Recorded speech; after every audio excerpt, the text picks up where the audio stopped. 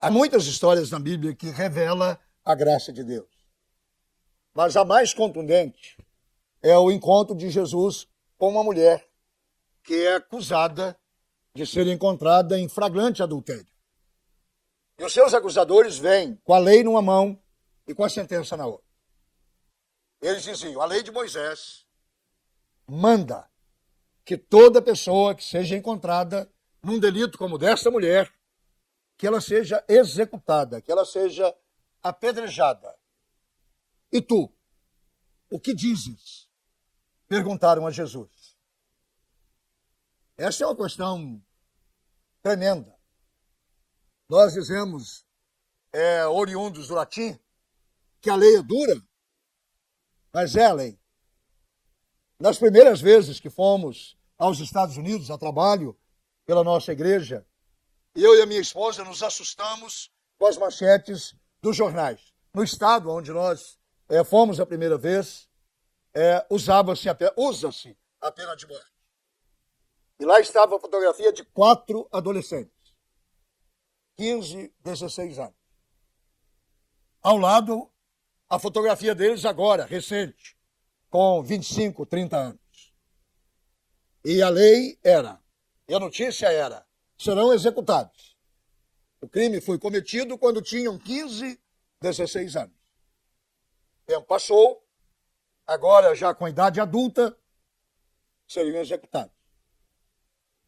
Alguns juristas diziam, não, eles já pagaram a pena. Mas o juiz que deu a sentença e o governador que ordenou a execução dizia, é a lei. É dura, mas é a lei. A pergunta que nós fazemos sempre é, a lei é sempre justa? Será que nós podemos, na linguagem de Jesus, atirar a primeira pedra? Eu gosto, aliás, eu não gosto, eu sou apaixonado por Jesus exatamente pela maneira como ele tratava as coisas. Está ele ali cercado por homens que julgavam-se justos, donos da verdade. E por aquela mulher, vestida, não sei como. Disseram que ela foi encontrada em flagrante adultério, talvez o máximo que ela conseguiu foi enrolar o lençol sobre a sua nudez. Vergonha, desprezo, abandono, tudo quanto você imaginar. Qual é a reação de Jesus? Ele não diz uma palavra. Ele corre os olhos nos olhos de todos aqueles acusadores e lhes faz uma pergunta. Aliás, uma pergunta que era pior do que a sentença. Quem dentre vós não tem nenhum pecado? Este é o veredito da Bíblia. Para mim e para você. Todos pecaram. Em Adão, o primeiro homem, nós pecamos. O pecado de Adão passou para a raça humana. O grande cantor e salmista de Deus, Davi, no Salmo 51, diz, eu nasci em pecado. E em pecado já me concebeu a minha mãe. Eu nasci pecador. Eu não sou pecador porque peco. Eu peco porque eu sou um pecador. Essa é a lei do pecado. Todos nós nascemos pecadores. Mas o extraordinário neste texto é que Deus fez uma oferta pelo nosso pecado. Quando Jesus ali está com aquela mulher, Jesus era a oferta de Deus.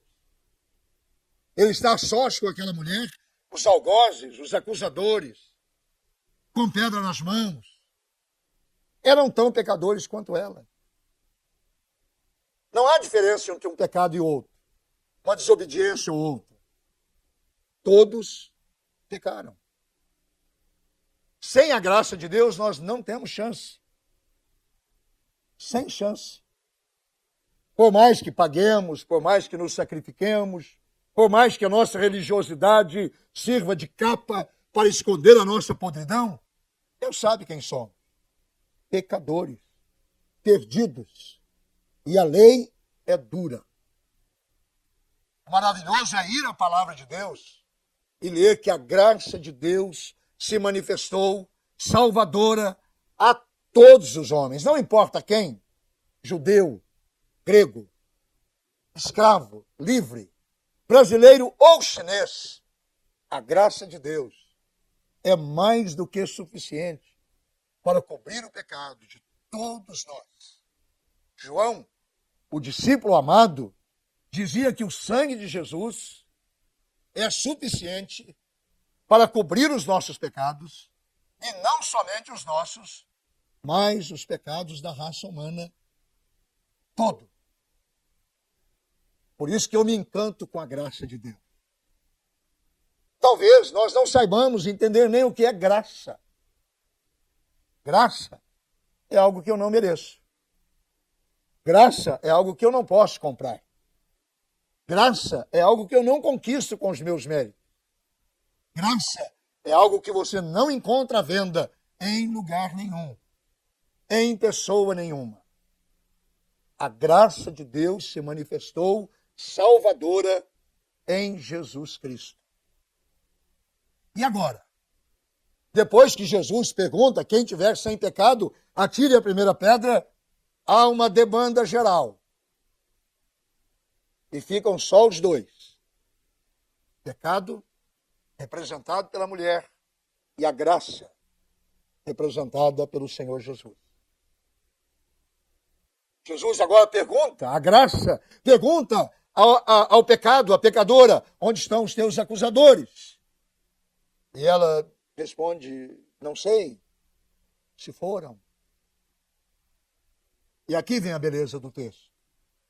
A graça responde ao pecado. Nem eu te condeno. A graça de Deus veio em resposta à condenação que já estava sobre nós. Jesus é a graça personalizada. E ele diz, eu não te condeno. Na verdade, Jesus não veio para condenar, ele veio para salvar. Todo aquele que invocar o nome do Senhor Jesus, esse será salvo, diz o apóstolo Paulo. Aquela mulher não esperava este julgamento, esta sentença, e muito menos esta oportunidade. Ela já estava debaixo da sentença da lei, condenada. Eu e você também. Mas Jesus continua dizendo, eu não condeno. Mas ele dá um conselho. Ouça, vai e não peques mais, para que não te aconteça coisa pior. O encontro com Jesus produz mudança de vida, transformação de vida. Aquele que mentia, não mente mais. Aquele que furtava, não furta mais.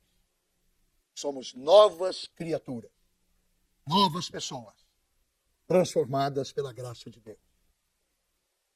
Esta é uma opção de vida. Não é uma religião. Todos nós temos religião, mas nem todos estão cobertos pela graça de Deus.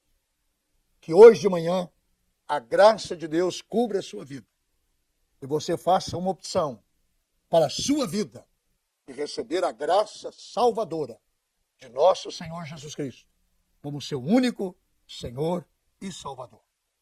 Esta é a minha oração a seu favor. Que Deus te abençoe